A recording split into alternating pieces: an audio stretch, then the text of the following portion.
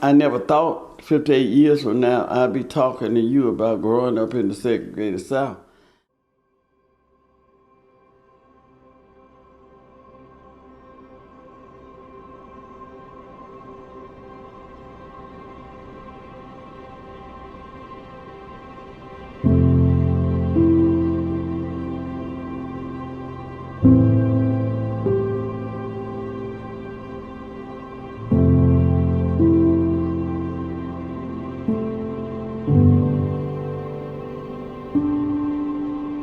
I thought my childhood was normal.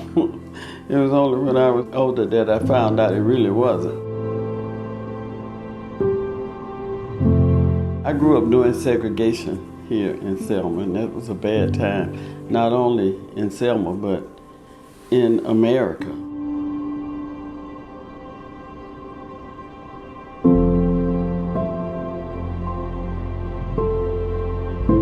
All of Black Selma was my area of love. When you left your area of love and you had to mix, you always got treated as second class. You were never first, never.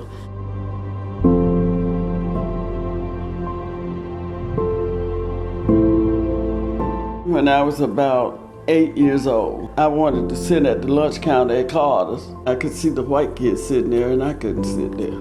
And I couldn't understand why there was a law that said I couldn't sit there. I remember my grandma said I could when we got our freedom, so I became a freedom fighter because I wanted to sit at that counter.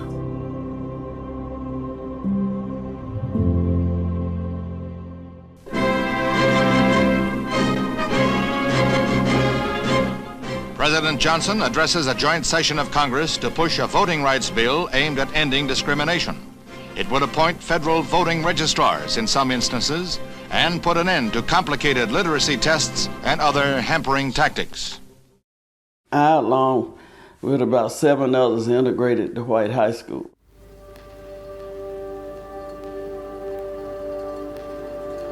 They were fighting integration. They didn't want us there. The teachers didn't want us there. The principal. Everyone I had hated me. And I remember being spat upon, shoved, pushed. I remember one day this little boy would spit on me every day. The people who thought it was wrong just went along with the program. And I thought all white people were like that. And then SNCC came to Selma, the Student Nonviolent Coordinating Committee, and tried to teach me the principles of nonviolence. I had issues with that. I've seen the way they do black people here. Why do you not want me to fight back? I didn't understand that. I was much older when I realized violence was not the way.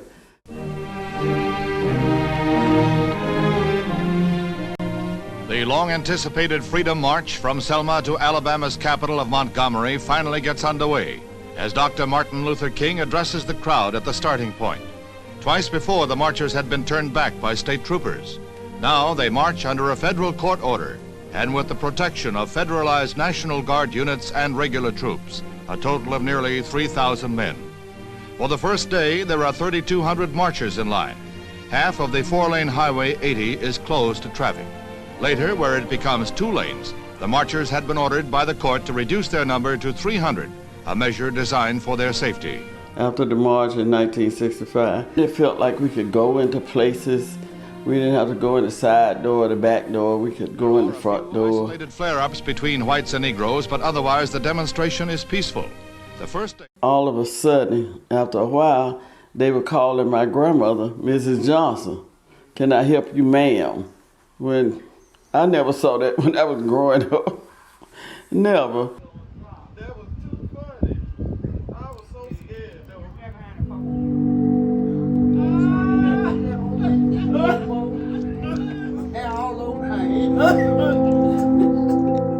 When I came back to Selma in 1989, I came right in the height of a protest. It was like deja vu. I'm back home. So I joined that movement. Then I realized how much I missed my hometown, my beautiful hometown. and how a lot had changed, but a lot had not. And who was going to be here to change it if I leave?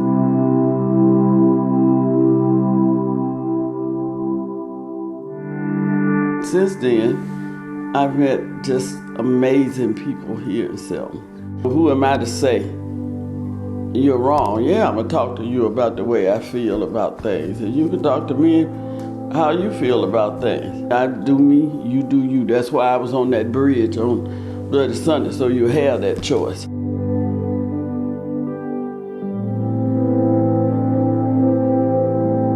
If our children don't know, and generations to come don't know where we've been as a nation, they're destined to repeat it. And I'd rather for my child to have my explanation.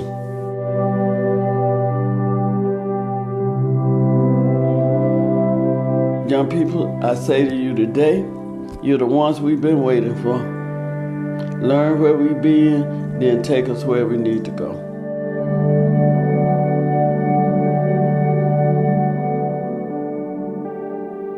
Because of what I participated in the 60s resulted in this lasting piece of legislation. I think as I look back, that's one of my proudest moments that I can say I was a foot soldier. And I'm still a foot soldier. I'm going to die a foot soldier.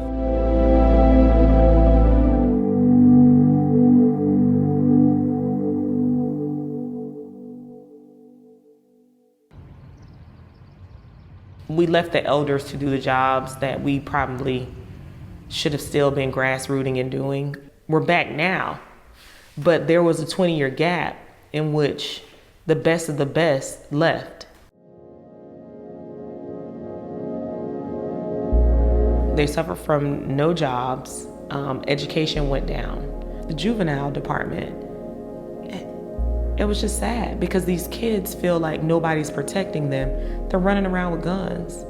And these kids are getting real life charges. Their stories were stories of just a lack of protection. From 3 to 16, 14, the 14-year-old, he breaks my heart because he just did what he was told to do by somebody who he trusted. He didn't even have the mental capacity to be a killer.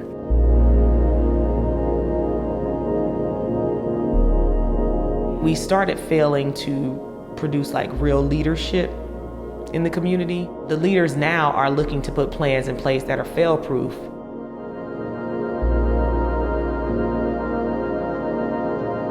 We have initiatives to bring in, HBCU interns. When we did hiring for new personnel for the courts, we made sure that they were young. It was like, we got to hear their voice. We got to hear what we're missing from them so they can teach us and we can put plans in place for when they're ready to be parents.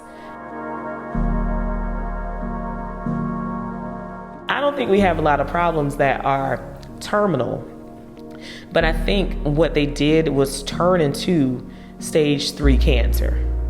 And what they could be is stage 4, and then it could be terminal. But we gotta start telling the truth.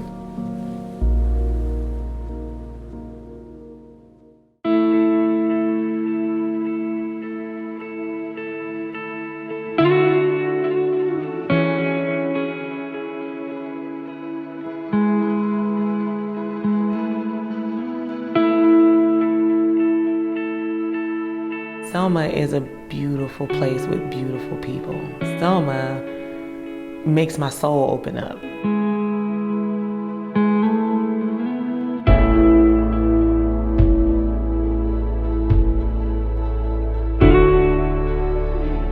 I would like for this community to be what it originally was. This community is a battlefield that wins. It wins. Like, the battles have been on this field and they've won. I want the next generation of Selmians, I want them to have a pride in telling the story and who they are. Treat us like a historical Disney World. Like, we need you to come here and we need you to spend some money here. We need economic stability. We need it.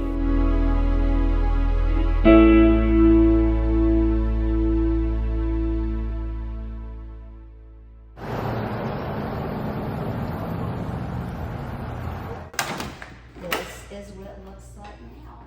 Cool. Isn't this incredible? Oh, wow. And so look, when you look out the window, you see us differently, don't you? Oh, wow. And then people go, oh my gosh, I can't even believe this is in Selma, Alabama.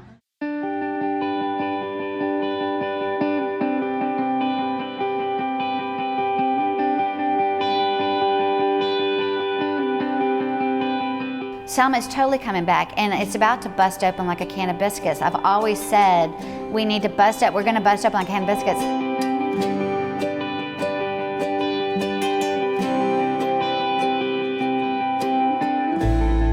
What I think Selma needs is we just need to be seen three-dimensionally. The good, the bad, the ugly, the beautiful, but three-dimensionally. We're okay holding all our stories, but see us as people.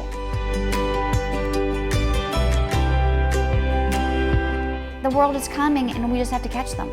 When I started these Airbnbs, there were only 5 Airbnbs in Selma.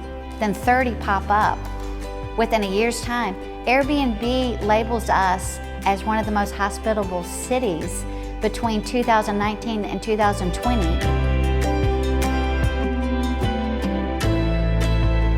My call is come, bring a group, come do a pilgrimage.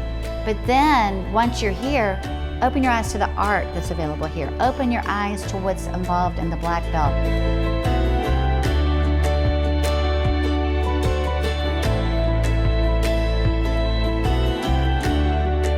You can't come to Selma without preconceptions, but you can come with love as your intent. When you're intentionally coming with love, that's some powerful stuff. It's some very powerful stuff. Introduce yourself to me and your role, your self-described role in the community of Selma. Wow. The crazy lady. You do everything.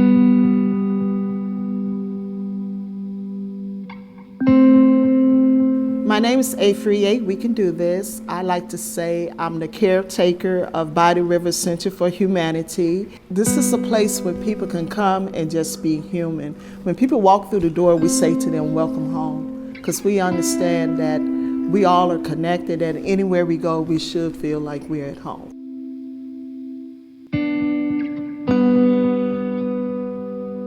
We're gonna always sell what I call some type of ism, whether it's racism, sexism, themism, usism, whyism. We always gonna have those things among us. The challenge is getting people to come to the table and talk, because you cannot heal what you're unwilling to talk about. And it's not about placing blame. It's dealing what happened in this community and having those difficult conversations, knowing that we're going to be better when we come out on the other side.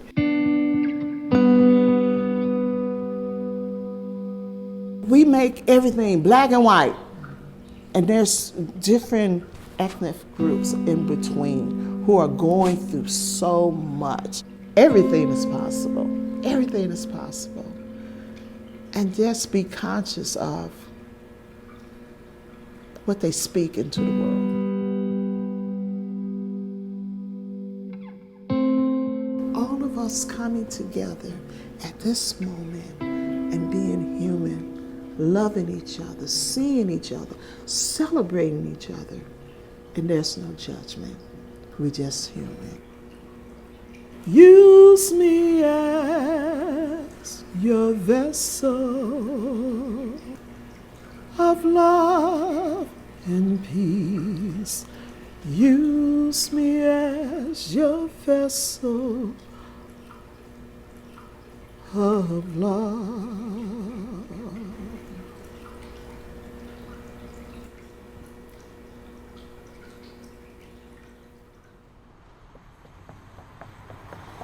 I'm Trey Taylor. Welcome to the Revolution of Joy.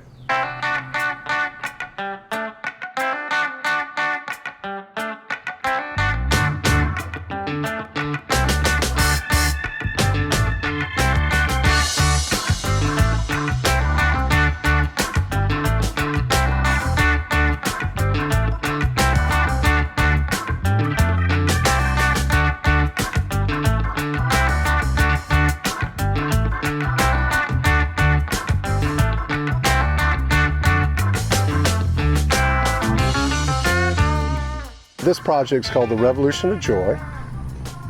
And our mission is to go through the Black Belt to bring communities together.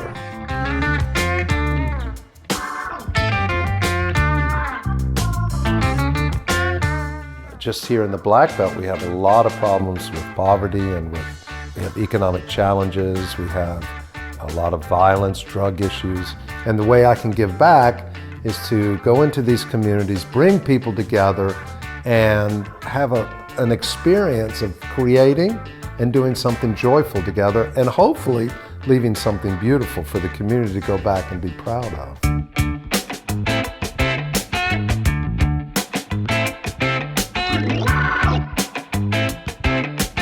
We call it Canday's Revolution of Joy. So I'm partnering with Canday, and I've committed to doing 20 murals. This will be our 10th mural. We've done 9 in the Black Belt and 1 in Birmingham. I guess you could say I am like the conductor. All the people who come to the wall have paintbrushes. That's their instrument, you know? And we are making music together visually, and it's so interesting to watch people laughing. I'll have people come up to the wall and I'll have to talk them into, no, I can't paint. And I finally convince them to do it, and I can't get them away from the wall.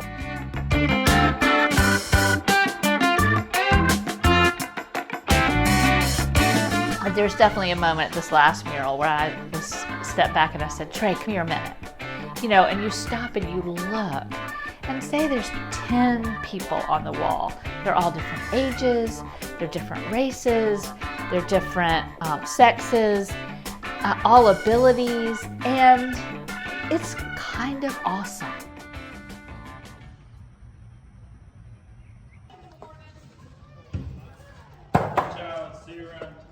Okay, Seth, thank you. Y'all come back. When we think about walls, we think of impediments. So it's an interesting irony going on here, because we can accomplish so much, especially as a coming together. We can turn this wall into a place of friendship, for solving problems, for connecting to each other. That's what makes it a revolution. If you think of it metaphorically, it's a place for expression and for creativity and for solving problems. One of the organizers in Uniontown, she came up to me and she told me, she said, Trey, the mural is our #1 asset in that town. And she said, traffic will stop and people will get out and make selfies stopping the traffic. So when I heard that, I realized that's really cool.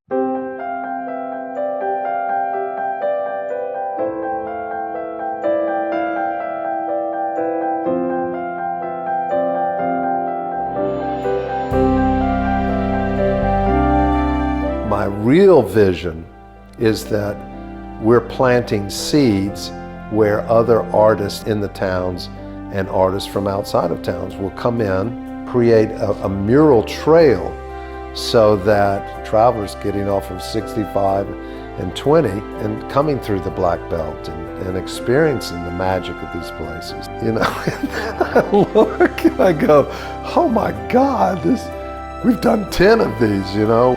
That's 1,000 people that have been touched by this and have contributed to this project, you know. And so, wow, what if something like this did spark a revolution, but a revolution of joy, where we make this thing called a mural and no one's fighting and everyone's laughing? That is a revolution. Could this be somehow a way to unite all of us in ways that we realize, wow, we can do so much together rather than separately? You see all walks of life together, and you see some people that, you know, this their first time really being around black folks, right? But then when we get to painting and everything, there's a connection that, wow, we can work together. That's the revolution of joy. Go into these communities and paint a better picture for humanity. It allows people to celebrate themselves. And I love that, because the revolution of joy has to start within. And joy is something that you choose to give yourself. You choose to experience. And that's what it's all about. Okay, the last touch. Some joy, baby, joy. There it is.